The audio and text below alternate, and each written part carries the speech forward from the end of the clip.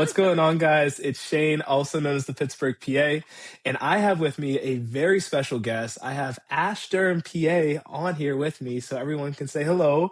Ashley, how are you? I'm doing well. Thank you for having me.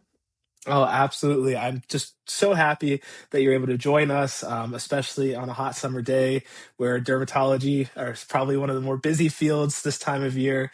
I just want to start off by kind of asking you, going into dermatology, when did you know that that's something that you wanted to do? When did you know that that was for you? I feel like part of me always knew, even going into PA school, because I had a dermatologist when I was in, high school and college, and I just always thought that's the coolest thing ever. So going into PA school, I kind of had that inkling that's what I wanted to do, but it was really when I got to my clinical rotations and got to be hands-on and in the clinic 5 days a week for 6 weeks that I immediately knew, okay, this is what I want to do every day. Yeah, absolutely. I feel like derm is like one of those like dream specialties. I know that you guys get a lot of flack and people are like, "Oh, like it's such so cushy," but like you're still saving lives, you're still doing important work. Um, transitioning from talking about the specialty itself, can you tell me more about like your decision to actually just be a PA, not even just derm, but we have so many different routes of going nowadays, and there's always debates of MD versus DO versus nurse practitioner versus PA. Why was PA the route for you compared to one of those other professions? Yeah, no, that's a super interesting question because I feel like everybody's got a different backstory. But when I went into college, I didn't even know what a PA was. So I was mostly on the pre-med track. I always thought I was going to be a doctor. And then just by a random twist of fate, my junior year, we had to go to the emergency room for something, and the provider taking care of my boyfriend at the time was a PA, and I just had no idea who this guy was or what he was doing, and he introduced himself, and I was like, wait, I'm sorry, like, can you explain to me like what your profession is? I've never heard of this. And this guy was just awesome, and he sat down and he explained to me exactly what a PA was, all the stuff he could do, what his schooling was, and I was just taken aback because I didn't even know something like that existed.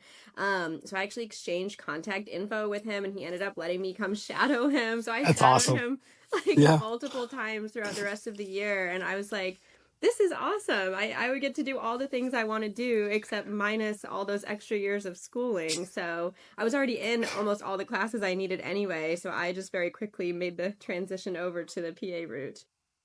That's amazing. And you know what? It's so funny because I feel like every person, well, actually, Patrick knew, but a lot of people that I interview, they always say, well, I went to college and I was going to go to med school. And they find out about being a PA later on, like through the process, like some twist of fate, like you kind of said.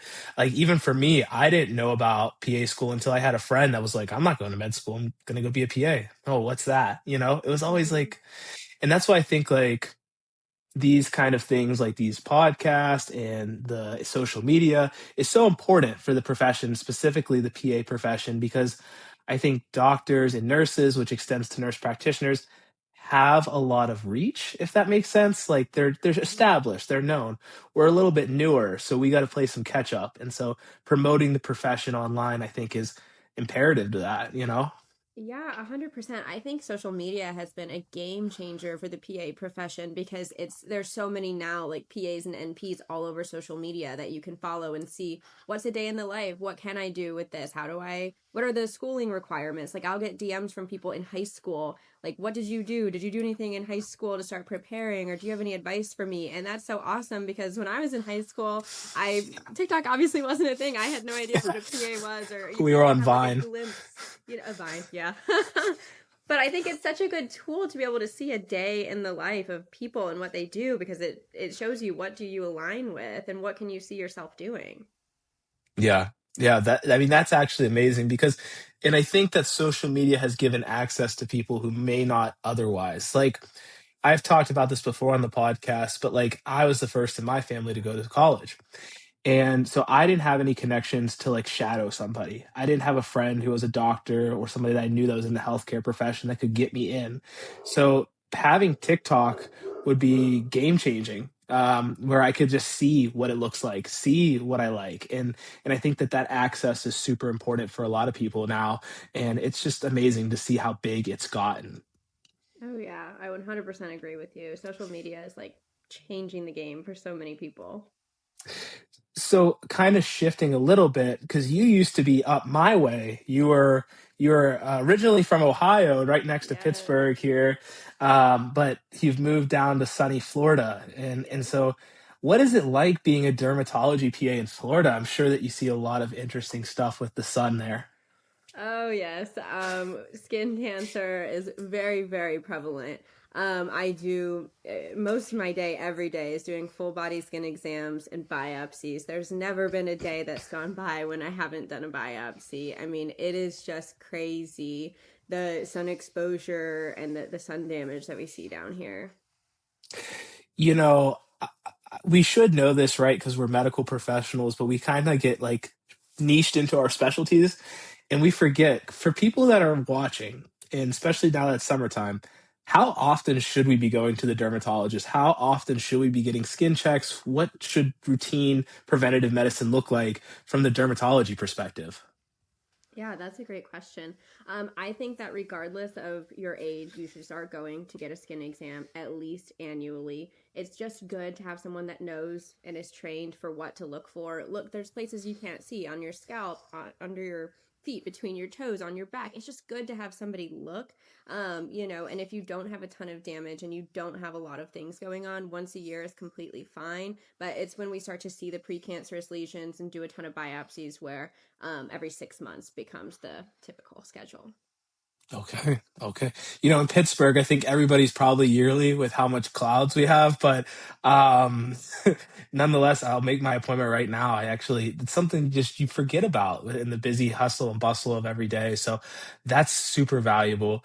Um, you talked about your day kind of doing biopsies and skin checks. What does your day look like? I know you've done some day in the life content, but can you walk us through a day of a derm PA?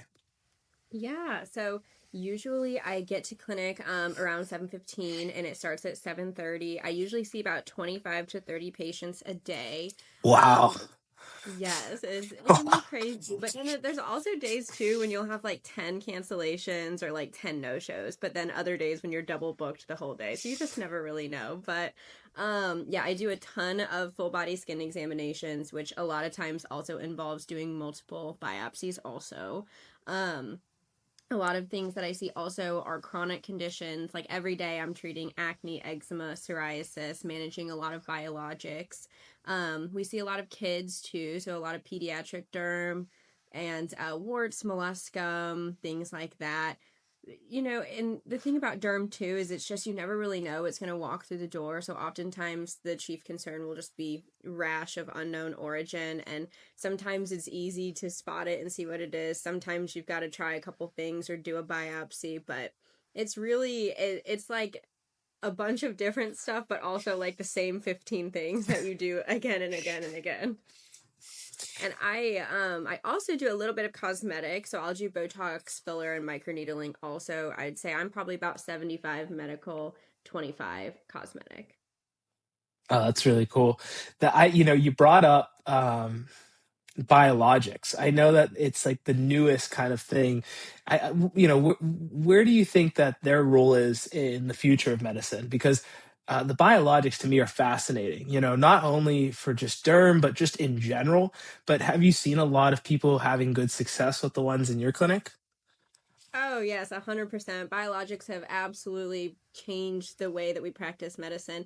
I feel very fortunate. I came into dermatology at a time where we have a plethora of options. It didn't used to be that way. But now, with all the biologics that we have for atopic, psoriasis, I mean, all these, it's like people used to improve maybe 20% and think that was amazing and that was the best they were ever going to be. Now we can completely clear people with these biologics. I always tell people when they come back for a follow up on one biologic, if you're not completely clear, that's not a treatment success, in my opinion, because we have so many good options that I don't think that we should count a treatment success until you're completely clear and you feel like your quality of life is back to 10 out of 10.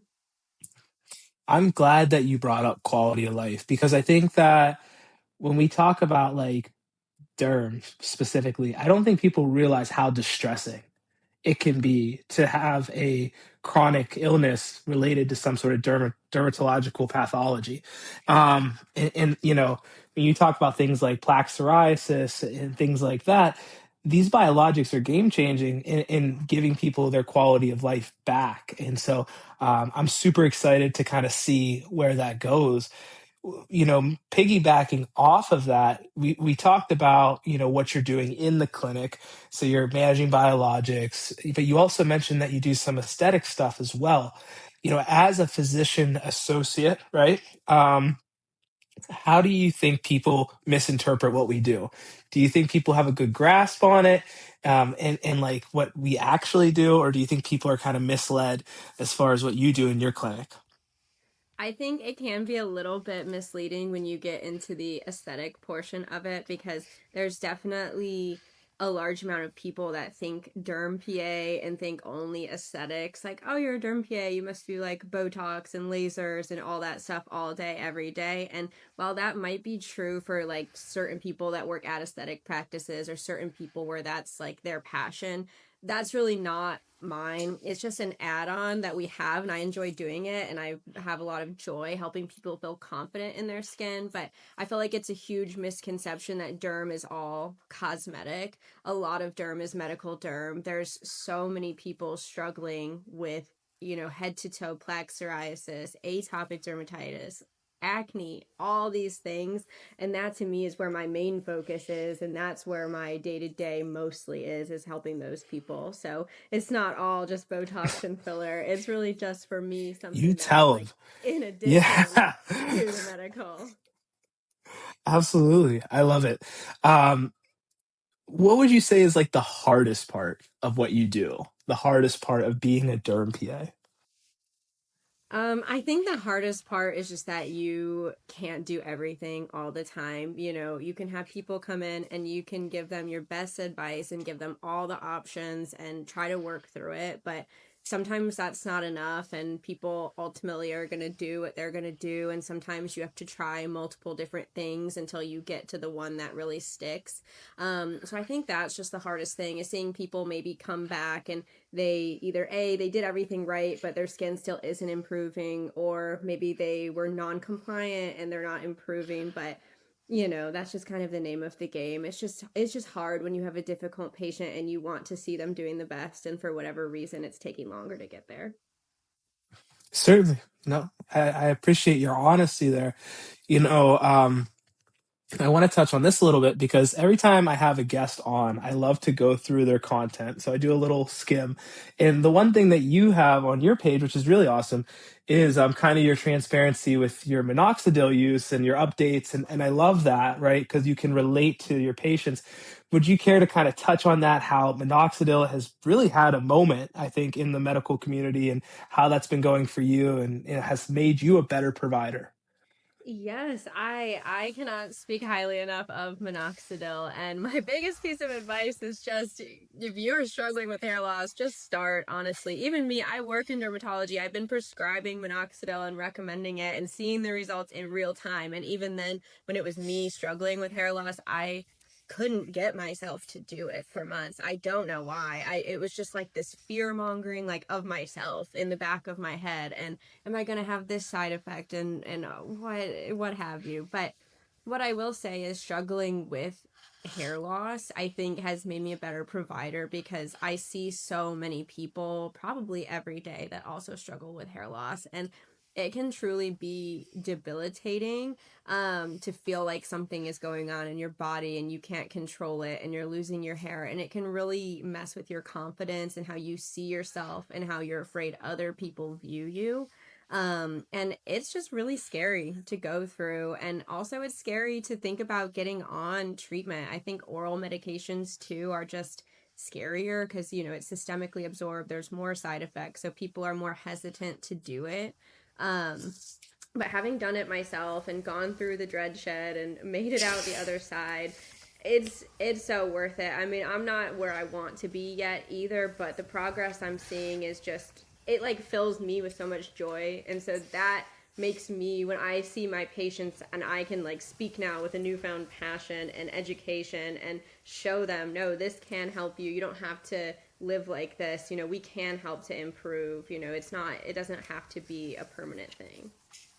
I just love the passion, like the way that you lit up when we talk about it. I mean, genuinely, I can see it in kind of the way that you are, talking about it and the testimony that you give. That's awesome. And for somebody, who's going through the process now, what are some heads ups that you would give to them, or things that you'd want them to look out for? There's a lot of things on social media that aren't necessarily true. There's a lot of influencers telling you to eat grass and stuff like that. Can you kind of touch on what to expect? And of course, podcasts for both medical professionals. None of this is medical advice, but we like to talk about what people can expect on here. Mm-hmm.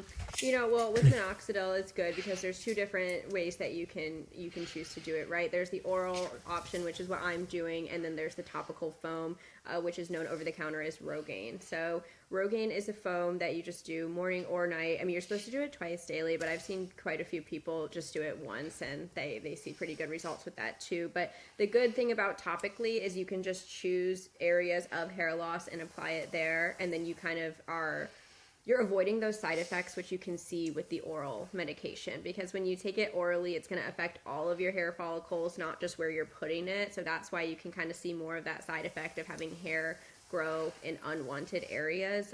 So that's one thing, topical versus oral. But another thing that is true that I feel like isn't talked about enough is that the topical is really, really toxic to animals, which is why I didn't do it, because I have a dog and he's like my whole world, and I couldn't even live with myself if like I just couldn't even go there. So if you do have a pet, you have to be very careful to not let them. I don't know why they would lick your scalp, but you got to just be careful with that. I feel like they don't talk about that enough. Another thing with oral minoxidil too is it can cause low blood pressure. So that's something that I personally have struggled with. I'll wake up sometimes with minor heart palpitations. All the things that we have to go through, right? But when I actually started minoxidil, I was also on spironolactone for my Oh, hormonal acne, but I had to get off of it because my blood pressure was so low. So now I can only be on one.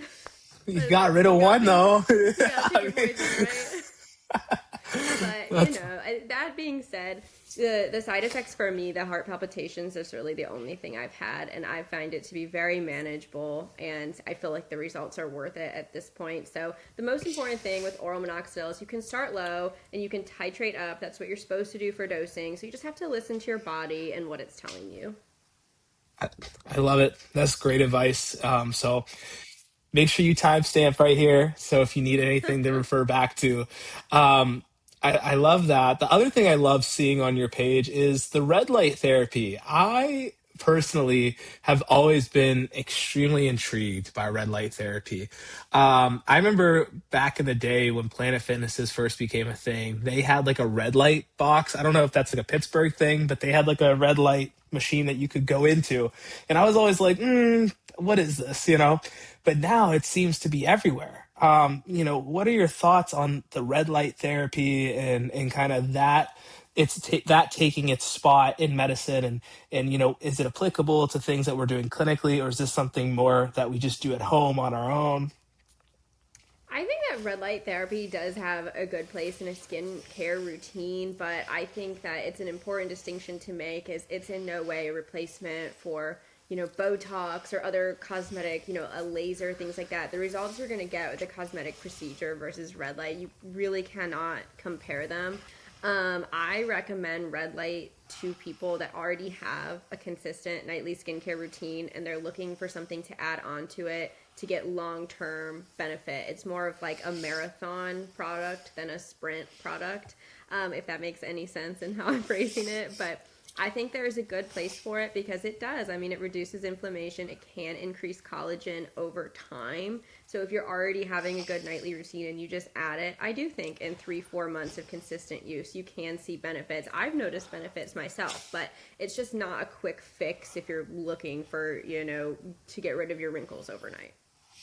I love it. I love it. Okay. So I'm a guy, very ignorant. And so my girlfriend she's an occupational therapist, but I feel like she knows more about skincare than I do, which is, tough. I'll tell you right now what I'm doing is I do the face wash, AM, PM moisturizer, and then sunscreen. That's what I do. Love Is it. that sufficient for us guys? Is that sufficient for everyone? What would you recommend as far as like maybe not products specifically, but what we need to be doing on a day-to-day basis? That is the very bare bones, like minimum, what everyone should be doing is cleanse, moisturize, SPF. If nothing else, like that is it. But if you're not having any skin concerns, if you don't deal with acne, hyperpigmentation, anything else, you don't need to add a bunch of other stuff. Like that's great. I'm happy that you just even have a That's a great routine. point. I mean, people, there's so many things to buy, it gets confusing. There's so many products, and no one really knows what to use. 100%. As far as, how do you balance being a PA and doing social media? And like, what are your goals for your social media? What is your long-term hopes from what you do online? I just love I found that making these videos is a really good outlet for me. Before I was doing it, I just felt like I had so much that I wanted to say, but I didn't necessarily know how to say it or who to say it to.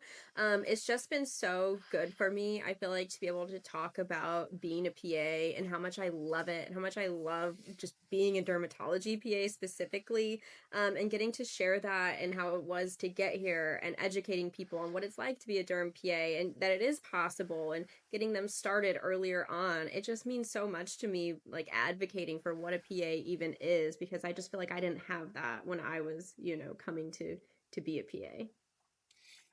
That's the one thing I'll say about our community as far as like the online PAs that I interact with is there's so much passion behind it. Like we love our profession, we go to bat for each other, and we go to bat for the profession. Anytime there's that apostrophe, it's always it's always a thing. But I it's know. it's true. And I love that you love derm. I love hospital medicine. I love the adrenaline. I love the crazy cases.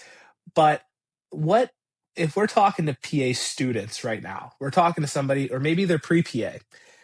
What would you tell somebody who's graduating or they're finishing up their didactic year and they really want to be a dermatology PA? What would you tell them to try to get their foot in the door? Because I feel like derm is one of those specialties that has some barriers to entry. It can be very difficult to get a job in derm. Can you talk about that?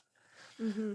Yeah, I tell people this all the time. The number one thing you can do if you're new to derm is to network. Make a little portfolio where it's got your headshot, your resume, a cover letter, and just go to dermatology offices, drop it off, introduce yourself, let them know that you're really interested in working in derm, and just if they're hiring, that you would love to be considered. I found that cold calling and just showing up places, a lot of times it ends up being right place, right time.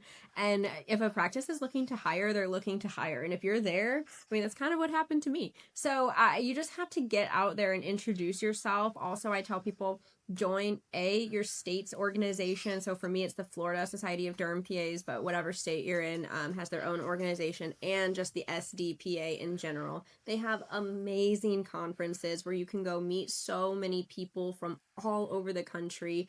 So many people have met their future employers there, and just by having a conversation. There's also a job board on the SDPA website, and it lists all the available positions.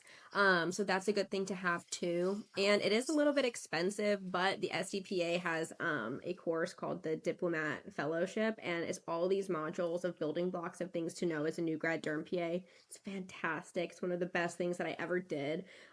So if you're able to, it's a fantastic resource. If you're listening to this right now on Spotify or if you're in the car or whatever, listen to Ashley. She's making great points right now. I don't think a lot of students realize, and I've been there. You're broke, you're trying to just survive. But those memberships are worth their weight in gold. Like going and networking and going to conferences and knowing the right person is something that I didn't realize as a student can actually like completely change your career once you get out of school because you can literally land on your feet, graduate, and have a job lined up right out of school. And I've seen people who have struggled, not a lot, but they want to find that dream job, that dream specialty. And sometimes it's hard to kind of find that footing when you get out of school. Oh yeah, 100%. It's you don't realize when you're a student how valuable networking is. I just remember when I was in school, I just had this thought in my head like, oh, well, when I graduate, I'm going to get a job. I mean, I'm going to get hired. I'm going to be a PA. It'll be so easy. Like, and I think everyone that I knew at the time thought that, like, oh, I'll just graduate and get a job because that's what happens. And I think people are really shocked when you get out there and you see how hard it is actually applying for jobs, especially if you want to work in a tiny competitive specialty. So the people that you know and the network that you have is one of the most important things that you can have, looking for your first job as a PA. Absolutely. 100% agree with that. I know that you just got done talking about how much you love being a dermatology PA, but just for the sake of sakes, we ask a lot of people on here, if you were to switch your specialty or do anything else, what would you do and why? I think I would work in family medicine because that was what I was going to do if I didn't get a job in derm. And I think it's just because I value having such a close connection with my patients. I like that they know me and they remember me. We've got a relationship. They know I know who they are. I know their backstory. I really like having that follow up where they come with a problem, we fix it, and then you see them back and you see them improve. And I just love having that relationship where you follow each other for a long time and you just build that rapport. So I think I would probably work in family med or another outpatient specialty where you have close follow up with your patients. I love it. I did family med for 2 years, and I became very close with a lot of my patients. It's one of those specialties that you have to be the right person. It sounds like you are the right person for that, where you just have to have that connection with people. Mm-hmm. Your inbox gets filled up. People come to you to cry. People come to you when they don't know. People come to you for anything. Urgent care. It becomes an urgent care sometimes. So family med is definitely a great choice, and I feel like having a broad knowledge base is always nice. Um, but nonetheless, I wanted to ask you too. Uh, you talked about kind of your connection with your patients, and there is like a balance of professionalism, right, that you have to keep with your patients.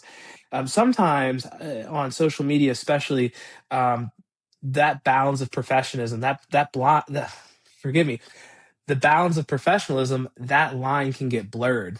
Um, can you kind of talk about how you kind of maintain those professional boundaries while being somebody who is active on social media, while being somebody who posts regularly? Yeah, I think it's definitely hard, and it's something that I have to take a second to think before I upload anything. I always ask myself if one of my patients randomly stumbled across this on their Instagram feed, would I be embarrassed or would I feel offensive or would I feel any type of negative emotion if someone saw this? And I think about that before I upload anything. And that's why I try to always post the positives and the things that I love about my job. I would never make a video speaking negatively of a patient interaction that I had or something like that where somebody could end up seeing it. I mean, I think social media is amazing and I love being honest and transparent, but when it comes to patients specifically, there's some things I think that just don't belong online. Um so I just try to be really conscientious about what I post, and I just try to have that mentality. If my employer or if my patients were to see this, would I feel okay about it? And if I say yes, then I'll upload it. Yeah, absolutely. I love that kind of just it almost feels like a unwritten, unsaid rule that you kind of just described. And for me personally, like a lot of my content is medical humor, right? And so that can be very tricky. I always try Mm-hmm. to make sure that I get the specialties more than anybody else. But I completely agree. I think that there is a important part of social media that makes like medicine more human, right? Like I think that, and Josh talked about this too, is like there is like this like expectation for healthcare professionals to not be human, to be encyclopedias, to be this all-knowing person that can fix anything. And that's just not true. We like to make jokes, we like to have fun. But at the same time, maintaining those professional boundaries and being proud of the content that you put out. I think that that's a very important thing, especially if you're somebody who wants to get into content creation. Maybe you're not there yet. just keeping that in the back of your mind whenever you're making things. How would you feel if you saw this and you were your patient, right? Hmm.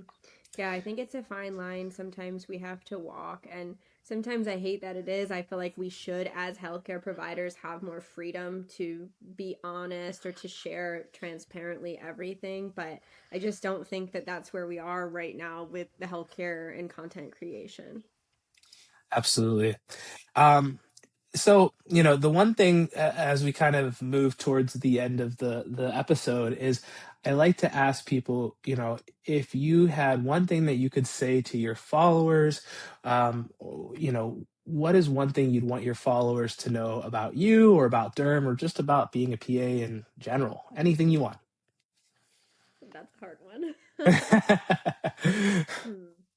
One thing to know about me, I think, with especially with my social accounts, I get on there and all I do is talk about healthcare and being a derm PA and all of that. But outside of what I post on social media, I actually have a whole life outside of that, and I very much enjoy just unplugging and reading my books and traveling with my husband. And I feel like when you get into a specific niche, people kind of like equate that with you, and that's like your brand, and that's what you post. But there's always a person behind the post that you're seeing every day.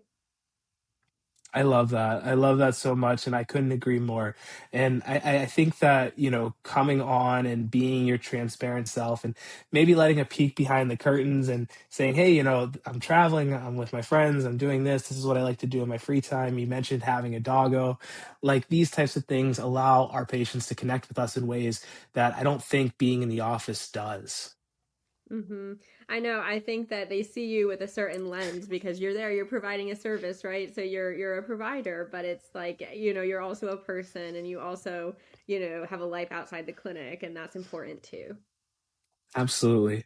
Well, I just wanted to let everybody know that everything that we just talked about here, as far as Ashley and her page, is going to be put down below so that you can follow her. Make sure you check her out. She's almost at 5,000 followers. Congratulations. You're going to get there soon. So Oh yeah. go ahead and give her a follow. And then make sure that you follow me down below at the Pittsburgh PA. And I will see you guys in the next episode. Peace.